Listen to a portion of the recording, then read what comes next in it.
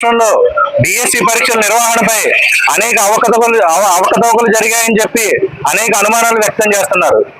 ప్రభుత్వం ఎటువంటి తప్పు చేయకపోతే సిబిఐ ఎంక్వైరీ కోసం ఎందుకు వెనకాడుతున్నారు?